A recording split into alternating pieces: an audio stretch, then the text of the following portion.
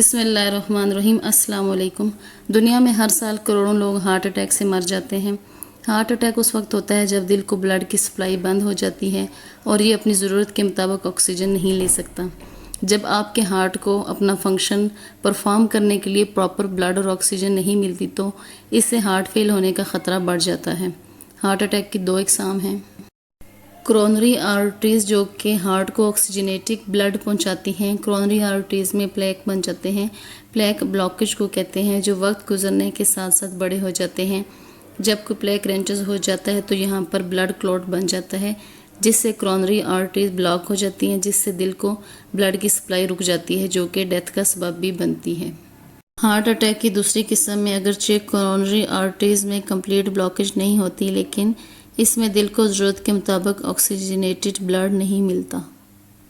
عام طور پر heart attack کی درج ذیل علامت ہیں، جیسا کہ سینے میں درد یا تکلیف، سانس میں کمی، بازو، کندھے یا گردن میں درد، متلی آنا یا الٹی ہونا، پسینہ آنا، سر کا چکرانا، تھکاوٹ، سانس لینے میں دشواری یا سانس کا پھول جانا۔ سینے میں درد کا ہونا ہارٹ اٹیک کی سب سے کامن وارننگ ہے۔ اس کے علاوہ اوپر بیان کی گئی دیگر علامات بھی ہو سکتی ہیں۔ کچھ لوگوں میں یہ علامات کم ہوتی ہیں اور کچھ میں زیادہ ہوتی ہیں، جبکہ کچھ پیشنٹ ایسے بھی ہوتے ہیں جن میں ایسی کوئی وارننگ سائن ظاہر نہیں ہوتا۔ اسٹڈیز کے مطابق مرد و خواتین دونوں میں کامن چیز چیسٹ پین ہوتا ہے، لیکن عورتوں میں سینے میں جکڑن یا دباؤ زیادہ ہوتا ہے، جبکہ مرد حضرات کے سمٹم میں ایسے محسوس ہوتا ہے جیسے سینے پر بھاری وزن رکھا گیا ہو۔ امریکن ہارٹ ایسوسی ایشن کے مطابق خواتین میں ہارٹ اٹیک درج ذیل علامات عام طور پر مردوں سے کچھ زیادہ ہوتی ہیں، جیسا کہ سانس میں کمی، متلی یا الٹی کا ہونا، اپر بیک یا پھر جبڑے میں درد، اس کے علاوہ چکر آنا یا ہلکا سر درد اور بہت زیادہ تھکاوٹ کا ہونا۔ دل کو بلڈ کے بہاؤ میں کمی کی وجہ سے سینے کا درد انجائنا کہلاتا ہے۔ انجائنا کی دو اقسام ہیں، ایک سٹیبل انجائنا۔ سٹیبل انجائنا کی سب سے عام قسم ہے، یہ عام طور پر جسمانی مشقت یا تناؤ کے باعث ہوتا ہے۔ سیکنڈ ہے انسٹیبل انجائنا، یہ انپریڈکٹیبل ہوتا ہے اور اس کا فوراً علاج کروانا چاہیے۔ انجائنا بالکل ہارٹ اٹیک کی طرح محسوس ہوتا ہے، خصوصاً انسٹیبل انجائنا اور ہارٹ اٹیک میں فرق کرنا بہت مشکل ہوتا ہے۔ ہارٹ اٹیک کو ڈائگنوز کرنے کے لیے فوراً ECG یا بلڈ ٹیسٹ کیے جاتے ہیں۔ اس کے لیے بند شریانوں کو کھولنے کے ٹریٹمنٹ کے طور پر یا تو اسٹنٹ ڈالا جاتا ہے یا پھر بائی پاس کی سرجری کی جاتی ہے۔ شوگر کے مریضوں اور BP کے مریضوں کی بہت احتیاط کرنی چاہیے۔ ان کا شوگر لیول اور BP کو مینٹین رکھیں، کیونکہ عام طور پر ان مریضوں میں ہارٹ اٹیک آنے کی علامات ظاہر نہیں ہوتی۔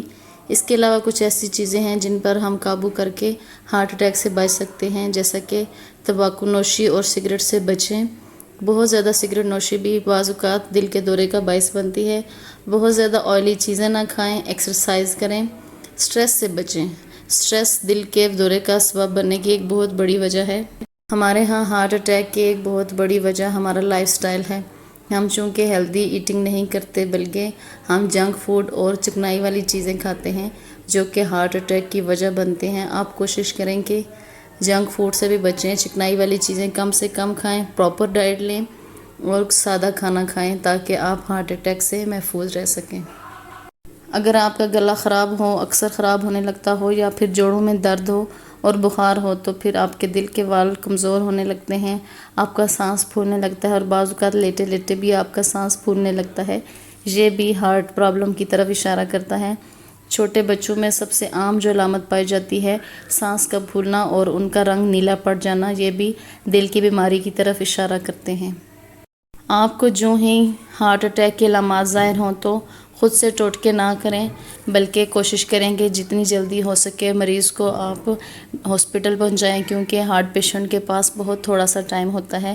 آپ فوری طور پر گھر میں اگر ڈسپرین پڑی ہے تو وہ مریض کی زبان کے نیچے رکھیں یا پھر پانی میں حل کر کے اس کو پلائیں اور جتنی جلدی ہو سکے اس کو ہاسپٹل پہنچائیں۔ دل کے تمام مسائل جیسا کہ by pass, open heart surgery اور اس کے علاوہ دیگر جتنے بھی پرابلمز ہیں ان کا علاج پاکستانی ہاسپٹلز میں تسلی بخش کیا جاتا ہے۔